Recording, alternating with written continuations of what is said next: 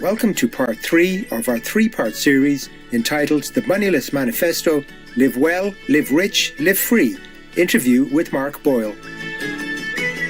In 2008, Irishman Mark Boyle decided to live without money, diverting from the norm of modern society in a quest to tread more lightly on earth and to be more in tune with the natural world. Since then, Mark Boyle has written several books based on his experiences. In the Moneyless Manifesto, he recounts his years of living without money. His newest publication, The Way Home, chronicles his more recent switch to a technology-free lifestyle. With witty humour and insightful perspectives, Mark Boyle's books draw on his fascinating personal experiences to show readers how we too can reduce our reliance on material possessions to lead more fulfilling lives in harmony with the environment. Let us find out more about Mark Boyle's inspiring story as we continue our interview with the progressive author. I started in 2008. I gave up money then, initially for 1 year. Ended up doing that for 3 years. And then I suppose in the transition phase of moving back to Ireland, I was still living on virtually no money. Very, very kind of tech-free to a large extent in the modern perspective. Then in 2016, quit technology, like what we understand as modern technology, altogether. So that's when I gave up electricity, gave up running water, give up cars, give up the products of everything I was campaigning against in my kind of environmental work. So I guess between everything, I've been in this way of life for maybe 12 years now. A key factor that supported Mr. Boyle's moneyless lifestyle was the help that he offered as well as received from his community. In fact, this unconditional gift-based model was the basis of the online Freecycle community, a skill and tool-sharing platform that Mark Boyle founded in 2006 prior to going moneyless. So in 2006, I set up a project called Freecycle, which at the time was the biggest skill-sharing website in the world. I think 180 different countries around the world. And quite amazing because it was just me in a bedroom at the time. That went on for maybe 6-7 years. And in the end, I actually merged with a project called Street Bank. Partially because I felt that I changed perspective. I felt the gift economies work naturally. Without the massive cost of servers and web designers and the whole lot. They work naturally in rural areas. It's just how life is. And to try to replicate that in the city doesn't always work. You'd be very surprised how much it costs to run a gift economic website. It's quite incredible. And Street Bank were quite set up to do that at the time. So I would like to say that there's some easy way of tapping into urban free economic living. There still is many ways, like couch surfing is a really good example. Freecycle. We'll take a few moments for an uplifting message and return here on Supreme Master Television. Welcome back to the Moneyless Manifesto, Live Well, Live Rich, Live Free, interview with Mark Boyle, part 3 of 3. Mark Boyle gives an overview of how his books offer guidance to the lifestyle changes he has implemented, beginning with Freecycle. First book's full of different projects in which people can tap into that. The first book's The Moneyless Man. That was more of a story of my experiences living without money and some tips. The second book, actually, The Moneyless Manifesto, is more of a practical guide to living in this way. And so that's completely full of the tips, That's like if you were interested in living with less money, then there's probably thousands of tips in there, which to do that.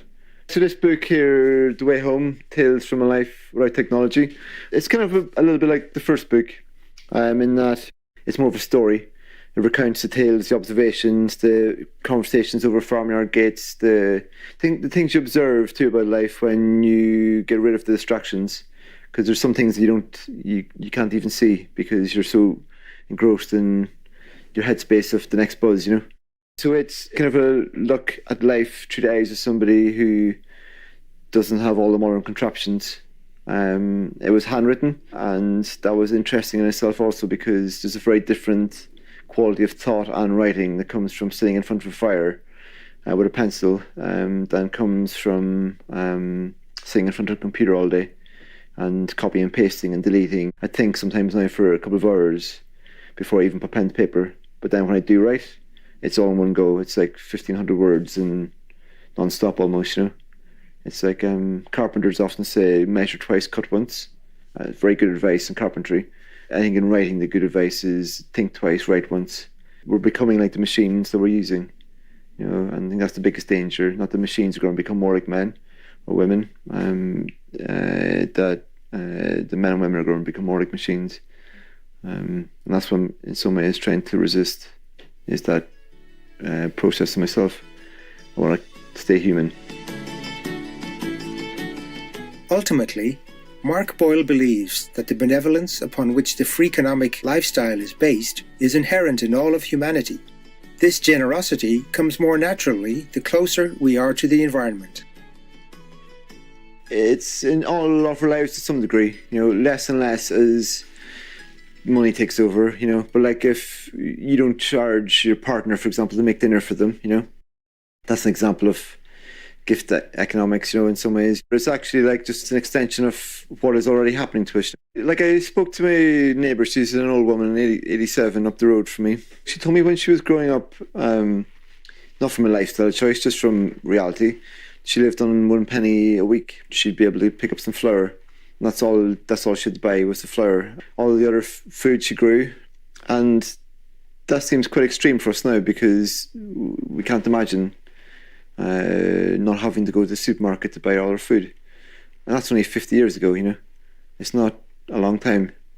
That's one aspect in terms of like a relationship with the land itself.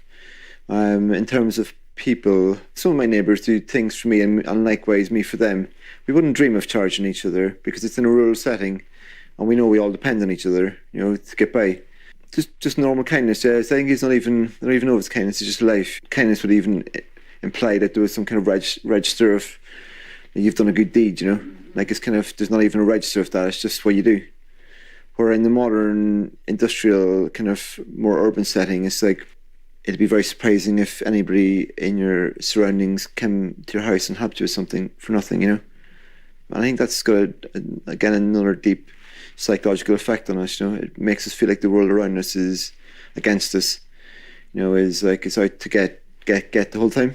And that puts us into a certain mentality. But I think when you operate within the gift economy or in that spirit, then you have a different relationship with the world because, you know, you're seeing as a place in which is friendly towards you, as long as you retain that kind of healthy relationship with it. At the end of this interview, we prepared some gifts for Mark, including Supreme Master Ching Hai's best-selling book, The Noble Wilds, as well as her informative book about climate change and its solution, From Crisis to Peace. Oh wow, oh my god. Thank you very much. That's quite exciting. God, you don't get it very often after interviews. Oh my god, Jesus. That could keep me going for the whole day. Or a week. Oh wow, that's a beautiful book. Wow, God, it's very beautifully done. Yes. Okay, you can really tell even from just looking at pictures of her with life that she's got a whole very deep awareness of life around her. God, I really look forward to reading that. God, thank you so much. That's very, very kind of you. And then there seems to be a whole lot of little treats. I know it's Bouja Bouja, is it? Yes, Oh my God. I still remember Bouja Bouja. It's a wee book in there as well, isn't it? Oh wow. Oh, bless you.